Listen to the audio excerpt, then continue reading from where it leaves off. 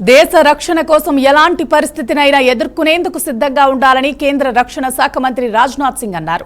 హైదరాబాద్ లోని Dundigal air force అకాడమీలో జరుగుతున్న గ్రాడ్యుయేషన్ పరేడ్ కు రివ్యూయింగ్ ఆఫీసర్ గా ఆయన హాజరయ్యారు. గగనతల రక్షణ వ్యవస్థకు ఎయిర్ ఫోర్స్ చాలా కీలకమని సూచించారు.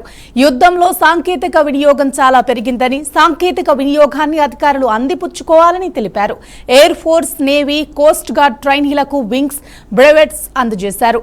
పరేడ్ లో సుఖోయ్, సూర్య కిరణ్, సారంగ్ విన్యాసాలు ప్రత్యేక ఆకర్షణగా నిలిచాయి. మెరిట్ లో అగ్రస్థానంలో నిలిచిన క్యాడెట్లకు ప్రెసిడెంట్స్ పాక్ అవార్డులను రక్షణ మంత్రి ప్రదానం చేశారు.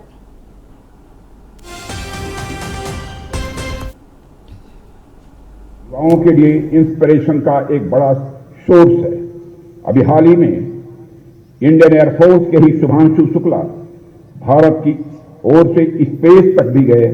अब उस लिगेसी को आगे बढ़ाने की जिम्मेदारी आप जैसे नौजवानों के ऊपर है. साथियों, भारतीय वायुसेना ने केवल भारत में ही नहीं बल्कि विदेशों तक में भी अपनी छाप छोड़ी है और इंडियन एयरफोर्स ने अनेक रेस्क्यू मिशंस को सफलतापूर्वक संचालित करने में भी बहुत ही महत्वपूर्ण भूमिका निभाई है.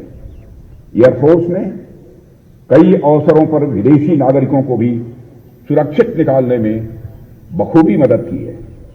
इस प्रकार ह्यूमैनिटेरियन मिशंस के दौरान भारतीय वायुसेना ने भारतीय संस्कृति, इंडियन कल्चर और इथोस के उस वास्तविक स्वरूप को प्रतिबिंबित किया है जो नेशनैलिटी, भाषा या सीमाओं से ऊपर उठकर संपूर्ण मानवता की सराहना करने में विश्वास रखता है.